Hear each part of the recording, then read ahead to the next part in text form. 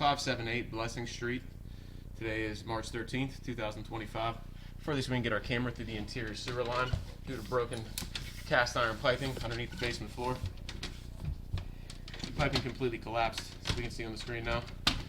Pulling back to the 2-inch kitchen drain located inside the back of the basement.